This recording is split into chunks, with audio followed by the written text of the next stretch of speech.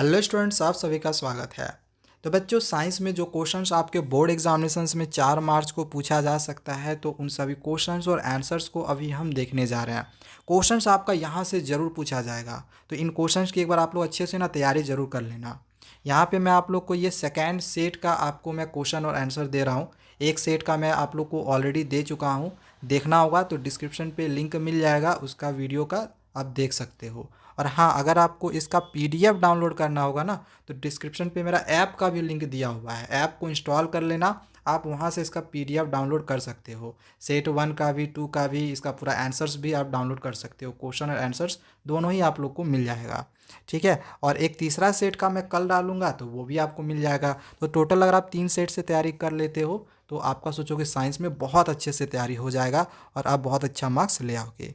तो चलो, अब हम सेक्शन 1 के पहले सभी क्वेश्चंस को देखते हैं, फिर अदर सेक्शंस के भी देखेंगे। वीडियो मैं आप लोग को पूरा फ्री दे रहा हूँ। जो ऐप में आपको मिलेगा, जो डाउनलोड करोगे, वो आपका पेड होगा। तो फर्स्ट क्वेश्चन पूछा गया है कि calcium oxides reacts vigorously with water to produce slaked lime. जब कैल्शियम ऑक्साइड वाटर के साथ रिएक्ट करता है वाइब्रेसली, तो स्लैगलाइन प्रोड्यूस करता है। और इसका इक्वेशन भी यहाँ पे दे दिया है। अब ये जो यहाँ पे एक रिएक्शन दिया गया है ना, तो ये किस किस टाइप का रिएक्शन है, इसको क्लासिफाइड किया गया है। तो कौन कौन सा टाइप का रिएक्शन होगा ये हमें यहाँ पे बताना है। देखो, दिया गया है पहला कि ये कॉम्बिनेशन रिएक्शन है। क्या ये कॉम्बिनेशन रिएक्शन है? तो बिल्कुल। कॉम्बिनेशन रिएक्शन का डेफिनेशन क्या होता है कि दो या दो से ज़्यादा रिएक्टेंट अगर एक सिंगल प्रोडक्ट फॉर्म करे, तो वो होता है कॉम्बिनेशन रिएक्शन। तो ये कॉम्बिनेशन रिएक्शन है, तो ये स्टेटमेंट सही है। दूसरा है एक्सोथर्मिक रिएक्शन। तो क्या ये एक्सोथर्मिक रिएक्शन है? बिल्कुल, ये एक्सोथर्मिक रिएक्शन भी है। एक्सोथर्मिक रिएक्शन में क्या होता है, हीट प्रोड्यूस्ड होता है, यानी रिलीज्ड होता है। तो यहाँ पे हीट भी यहाँ से इस तरह से निकलेगा, हीट भी प्रोड्यूस होगा। सो ये एक्सोथर्मिक रिएक्शन भी होगा, कॉम्बिनेशन रिएक्शन भी होगा। आगे दिया गया है कि इंडोथर्मिक रिएक्शन। तो इंडोथर्मिक रिएक्शन ये नहीं है। इंडोथर्मिक रिएक्शन में हीट रिलीज नहीं होता, हीट एब्जॉर्ब होता है। तो ये तो होगा नहीं ऑप्शन। ऑक्सीडेशन रिएक्शन क्या है? ये ऑक्सीजन ऐड हुआ है, हाइड्रोजन रिमूव हुआ है? नहीं। तो ये आपका ये वाला ऑप्शन नहीं होगा, सिर्फ 1 और 2 सही है। अब यहाँ पे ऑप्शन में देख लेते हैं कि 1 और 2 कहाँ पर है। यहाँ नहीं है, यहाँ नहीं है, यहाँ नहीं है। 1 और 2 यहाँ पे सही दिया हुआ है, तो ये हम लोग का ऑप्शन डी सही हो गया। नेक्स्ट आगे क्वेश्चन पूछा गया है, various steps in food chain represent. Food chain में जो वेरियस स्टेप्स होता है वो रिप्रेजेंट क्या करता है? फूड वेब को, ट्रॉफिक लेवल को, इकोसिस्टम को, या बायो मैग्निफिकेशन को? तो इसका राइट आंसर क्या होगा? ऑप्शन बी, ट्रॉफिक लेवल को। आगे क्वेश्चन नंबर 3 दिया गया है, an aqua solution A turns phenolphthalein solution pink. एक एक्वा सॉल्यूशन ए है जो कि फेनोफ्थेलिन को पिंक में बदल देता है। On addition of an aqueous solution B to A, the pink color disappears। अब देखो क्या होता है कि जब aqueous solution B से एक मतलब B को A में डाल दिया जाता है, ठीक है, ऐड किया जाता है A में, तो जो पिंक कलर है वो अब गायब हो जाता है, डिसअपियर हो जाता है। तो the following statement is true for solution A and B. तो ये सॉल्यूशन ए और बी है, इसके लिए कौन सा स्टेटमेंट सही है? मतलब क्वेश्चन समझ में आ गया ना। जैसे एक यहाँ पे सॉल्यूशन ए है और बी है, ठीक है। जैसे पहले जो सॉल्यूशन ए यहाँ पे डाला गया था, तो फेनोफ्थेलिन के डालने से ये पिंक कलर का हो गया। फिर इसमें जैसे ही अगर हम दूसरा सॉल्यूशन बी डाले, तो ये फिर कलरलेस हो गया, ठीक है, मतलब डिसअपियर हो गया, जो पिंक कलर है वो हट गया। तो वही बताना है कि ए और बी क्या है। तो ऑप्शन यहाँ दिया गया है कि A is strongly basic, B is weak acid. तो ये नहीं होगा, ये भी आपका ऑप्शन नहीं होगा। आपका ये जो ऑप्शन है वो सही होगा कि पीएच जो होगा वो 7 से ग्रेटर होगा और ए का, ठीक है, ए का जो पीएच होगा वो 7 से बड़ा होगा और बी का जो पीएच होगा वो 7 से छोटा होगा। अब कहने का मतलब क्या हो गया कि ए का पीएच 7 से बड़ा, डैट मीन्स कि वो बेसिक होगा, ठीक है, ये बेसिक होगा। और जो बी का है वो 7 से कम होगा, यानी कि बी जो सॉल्यूशन है वो क्या होगा? एसिड होगा, ठीक है ना। तो बस यही आपका ऑप्शन सी जो राइट आंसर हो जाएगा। नेक्स्ट आगे क्वेश्चन नंबर 4 दिया गया है कि in a double displacement reaction such as the reaction between sodium sulphate solution and barium chloride solution. अब यहाँ पे दो तरह का सॉल्यूशन दिया गया है, एक सोडियम सल्फेट का है और बेरियम क्लोराइड का है। अब इन दोनों का अगर हम देखते हैं, अगर हम रिएक्शन ले तो वो एक डबल डिस्प्लेसमेंट रिएक्शन होगा, क्योंकि ये भी आपका कंपाउंड है, ये भी कंपाउंड है। अब दोनों मिलकर कुछ ना कुछ फॉर्म करेगा। तो इसी से रिलेटेड यहाँ पे आप कुछ स्टेटमेंट दिया हुआ है, ठीक है। जब इन दोनों का रिएक्शन होगा तो क्या एटम्स के बीच में एक्सचेंज होगा कुछ? तो नहीं, एटम के बीच में एक्सचेंज नहीं होता है, आयन्स के बीच में एक्सचेंज होता है। डबल डिस्प्लेसमेंट रिएक्शन में हम ये समझे ना कि आयन्स का एक्सचेंज होता है। तो आपका ये ऑप्शन 2 एक सही हो रहा है। दूसरा कि ये प्रिसिपिटेट भी प्रोड्यूस्ड करेगा, ठीक है, और इनसॉल्युबल साल्ट भी प्रोड्यूस्ड करेगा। तो इस तरह से आपका ये तीनों ऑप्शन है वो सही होगा। अभी मैं आपको यहाँ पे रिएक्शन बना के नहीं दिखा रहा हूँ, वरना पूरा आपको अगर डिटेल में समझाता तो पूरा रिएक्शन करवा के बताता, ठीक है। तो यहाँ पे 2, 3 और 4 सही आया, तो 2, 3, 4 यहाँ पे है। ऑप्शन डी हम लोग का राइट आंसर होगा। नेक्स्ट आइए क्वेश्चन नंबर 5, जो कि फिजिक्स से यहाँ पे पूछा गया है, लाइट चैप्टर का है। When an object is kept with in the focus, अगर हम ऑब्जेक्ट को फोकस के पास रखते हैं किसी कॉनकेव मिरर में, तो जो इमेज बन रहा है वो इनलार्ज्ड इमेज बन रहा है बिहाइंड द मिरर, ठीक है। तो इमेज किस तरह का है? रियल है, इन्वर्टेड है, वर्चुअल और इन्वर्टेड है, या फिर वर्चुअल और इरेक्ट है? तो राइट आंसर ऑप्शन डी होगा, वर्चुअल और इरेक्ट होगा। नेक्स्ट आए क्वेश्चन नंबर 6 है कि in an ecosystem 10% of energy available for transfer from one trophic level to the next is in the form of, किस फॉर्म में ट्रांसफ़र होता है एनर्जी? 10% एनर्जी जो ट्रांसफ़र होता है किस फॉर्म में होता है इकोसिस्टम में? तो हीट एनर्जी के फॉर्म में होता है? नहीं, केमिकल एनर्जी के फॉर्म में होता है। तो ये हम लोग का राइट आंसर होगा। नेक्स्ट आइए क्वेश्चन नंबर 7 दिया गया है, a real image is form by the light rays after reflection और रिफ्रैक्शन वेन दे, कब होता है रियल इमेज फॉर्म? तो ऑप्शन यहाँ पे दिया गया है जब एक्चुअली मीट करेगा और इंटरसेक्ट करेगा ईच अदर से, या फिर एक्चुअली कन्वर्ज और एट ए पॉइंट होगा, ठीक है, कन्वर्ज एट ए पॉइंट। तो ये दोनों ऑप्शन आपका सही है, ठीक है। बाकी ये दोनों ऑप्शन जो होगा वो गलत होगा। तो ए और बी सही है, दैट मीन्स कि आपका ऑप्शन सी राइट आंसर हो जाएगा, ठीक है, 1 और 2 वाला। नेक्स्ट आए क्वेश्चन नंबर 8 दिया गया है। देखो यहाँ क्वेश्चन में क्या पूछा गया कि the maximum resistance which can be made using 4 resistor each of resistance 1/2 ओम। देखो क्वेश्चन में यहाँ पे ना सीरीज छूटा हुआ है, यहाँ पे सीरीज होगा, ठीक है। तो क्वेश्चन में यहाँ पे पूछा गया है कि 4 रेसिस्टर्स है, प्रत्येक का जो रेसिस्टेंस है वो 1/2 ओम है। तो मैक्सिमम रेसिस्टेंस क्या होगा? तो चारों को ऐड कर देंगे, टोटल 4 है ना, तो 4 को क्या करेंगे 1/2 से मल्टीप्लाई करेंगे, सबका 1/2 करके इसको काट दो तो आंसर कितना निकलेगा 2। तो यही हम लोग का 2 जो है राइट आंसर होगा, ठीक है। इसमें क्वेश्चन में सीरीज मिस्टेक है, इसमें सीरीज होना चाहिए। जैसे हमने देखा था ना इंग्लिश के क्वेश्चन पेपर में भी बहुत सारा क्वेश्चन मिस्टेक था, ठीक है। और जिसमें क्वेश्चन मिस्टेक रहता है उसमें सीबीएसई आपको नंबर देती है, तो चिंता मत करें, क्वेश्चन मिस्टेक होगा आपको नंबर मिलेगा। जैसे इंग्लिश में भी आपके 2 से 3 नंबर फ्री में मिलेंगे, ठीक है, ग्रेस मार्किंग मिलेगा। ये सीबीएसई का मॉडरेशन पॉलिसी है। नेक्स्ट आए क्वेश्चन नंबर 9 है, the animals which occupy the same trophic level are. अब इसमें से जो एनिमल्स का एक ग्रुप दिया गया है, जैसे लायन बीज, डियर बीज, स्नेक्स और अर्थवर्म, क्राउ और काव, तो इनमें से कौन सा सेम ट्रॉफिक लेवल में आते हैं? तो इसका आपका जो राइट आंसर है वो ये हो जाएगा, डियर और बीज। अब चलो नेक्स्ट यहाँ पे क्वेश्चन देखते हैं। बहुत ही अच्छा एक क्वेश्चन यहाँ पे पूछा गया है कि which of this graph shows how the pH of milk changes as it forms curd. अब इसमें जो एक ग्राफ दिया गया है ना, आपको यहाँ पे बताना है कि इस ग्राफ से आप पहचान के बताओ कि मिल्क का जो पीएच हो रहा है, जैसे चेंज हो रहा है, ठीक है, मतलब चेंज कैसे हो रहा है? तो मिल्क जो है वो कर्ड बन रहा है, ठीक है, जो मिल्क है वो दही बन रहा है। तो पीएच यहाँ पे चेंजिंग हो रहा है, ये यहाँ पे ग्राफ में दिखाया गया है, ठीक है। तो कौन सा ग्राफ आपका सही होगा? दूध जब ये बटर बनेगा यानी कि दही बनेगा, और दही बनने से क्या होगा, वो खट्टा हो जाएगा। और एसिड और बेसिस में कौन सा टेस्ट खट्टा होता है? एसिड का टेस्ट खट्टा होता है, पता है हमें, ठीक है। एसिड का टेस्ट अगर खट्टा है तो खट्टा वाला का पीएच कितना होता है? 7 से कम होता है, 7 से कम होता है ना, मतलब घटते जाता है, 7 से नीचे जाता है। अब यहाँ पे देखो ग्राफ में आपको नीचे कौन सा दिखाई दे रहा है ग्राफ का? देखो ये ऊपर से नीचे, पहले मान के चलो यहाँ मिल्क था तो इसका पीएच ज़्यादा था, लेकिन जैसे जैसे ये दही बनते जाएगा ना तो ये घटते जाएगा। सो ये आपका ऑप्शन ए राइट आंसर होगा। नेक्स्ट आइए क्वेश्चन नंबर 11 पूछा गया है। अब यहाँ दिया गया है कि listed here is the reactivity of certain metals. यहाँ पे कुछ मेटल्स का रिएक्टिविटी दिया गया है, यहाँ पे जैसे शो करके दिखा दिया है कि अगर एयर के साथ रिएक्शन हो रहा है तो क्या क्या हो रहा है, फिर वाटर के साथ रिएक्शन दिया हुआ है, फिर डाइल्यूट एसिड के साथ रिएक्शन दिया गया है गोल्ड का, ठीक है। जैसे गोल्ड का यहाँ पे दिया है, यहाँ पे सोडियम का दिया है, यहाँ पे जिंक का और यहाँ पे प्लेटिनियम का।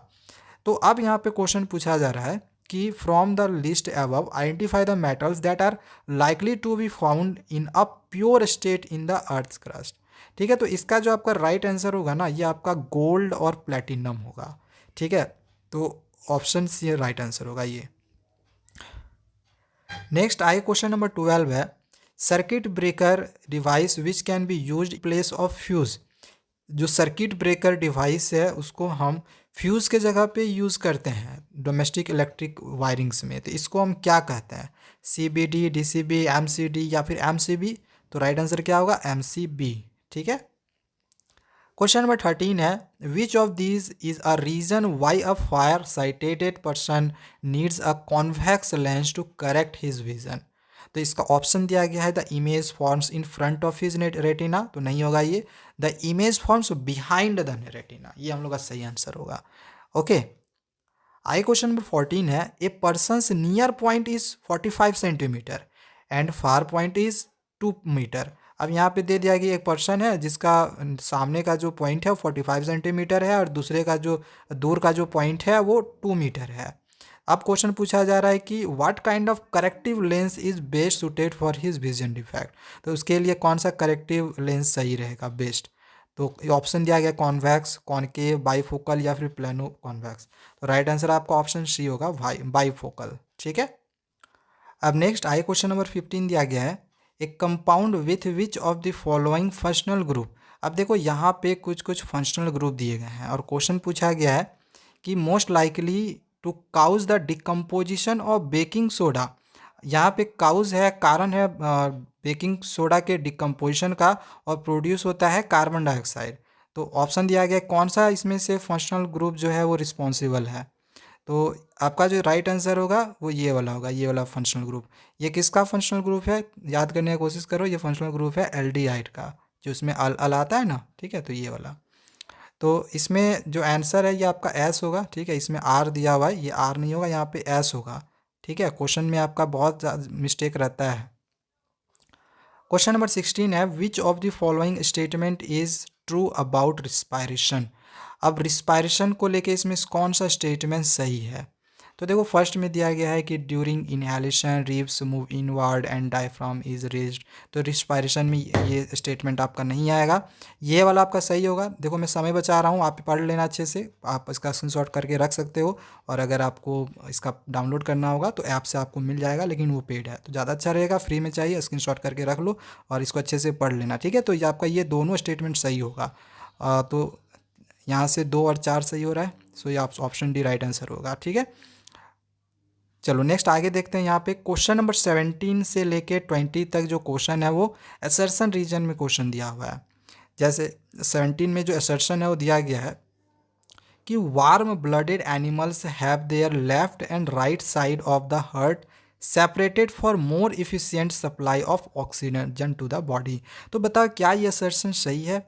तो हाँ, ये असर्शन सही है, ठीक है। इसका जो रीज़न यहाँ पे दिया गया है, रीज़न भी यहाँ पे सही है और सही एक्सप्लेनेशन भी किया गया है, ठीक है। अच्छे से पढ़ोगे आपको समझ में आ जाएगा। सो ऑप्शन ए जो है आपका राइट आंसर होगा, ठीक है। सेकेंड यहाँ पे असर्शन दिया गया है कि esterification is process in which a sweet smelling substance is produced. ये पढ़ा था हमने कि स्टेरिफिकेशन क्या एक प्रोसेस है जिससे कि स्वीट स्मेलिंग सब्सटेंस को प्रोड्यूस्ड किया जाता है। तो असर्शन सही है, ठीक है।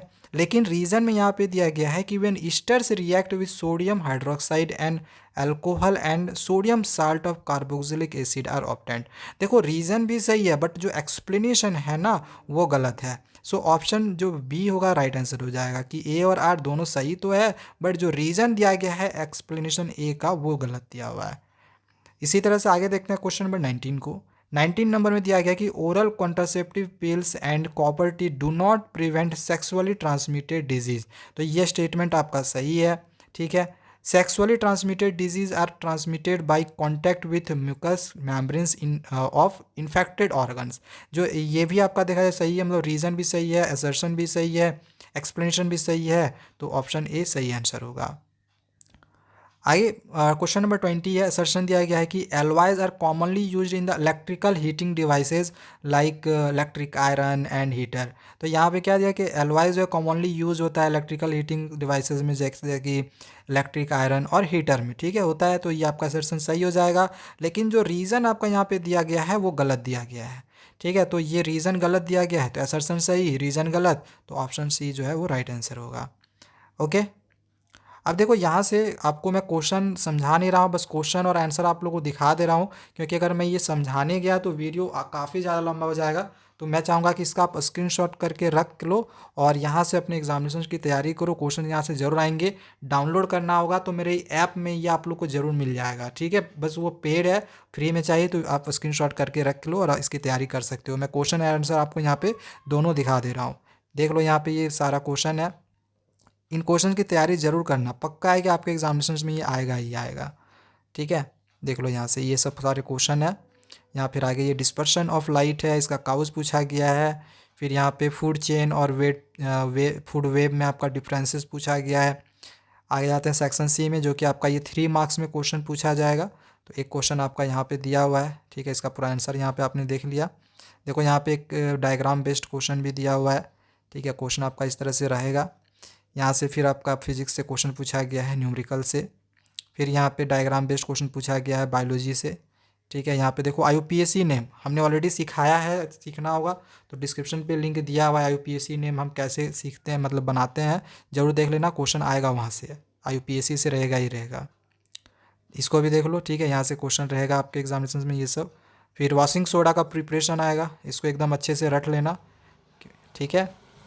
अच्छा, यहाँ पे सेक्शन डी के जो क्वेश्चन है देख लो, थोड़े से लॉन्ग टाइप में है क्वेश्चन और आंसर्स, यहाँ पे अच्छा से देख लो और इसको स्क्रीनशॉट करना होगा, कर सकते हो। वीडियो मैं आपको यहाँ फ्री दे रहा हूँ, ठीक है ना। बस आपको डाउनलोड करने के लिए मेरे ऐप पे जाना होगा। यहाँ से आप इसको स्क्रीनशॉट करके इससे तैयारी कर सकते हो, ठीक है। चलो यहाँ पे यहाँ से यहाँ तक हो गया।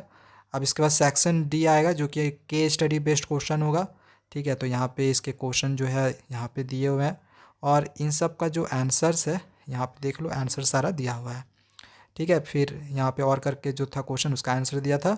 ये दूसरा फिर केस स्टडी बेस्ड क्वेश्चन है, जो कि फिजिक्स से ही पूछा गया है, ठीक है। Magnetic effect of electric current से यहाँ को ये सब सारा क्वेश्चन था, यहाँ पे फिर आंसर्स है, ठीक है। ये सब सारा यहाँ पे आंसर दिया हुआ है और एक लास्ट फिर यहाँ पे केस स्टडी बेस्ड क्वेश्चन दिया हुआ है, ये वाला, ठीक है। ये सारा क्वेश्चन यहाँ पे हो गया और ये वाला फिर यहाँ पे नीचे आपको आंसर्स मिलेंगे, ठीक है। यहाँ पे देख लो, ठीक है। सारा क्वेश्चन और आंसर्स हमने आप लोग को यहाँ पे दे दिया है।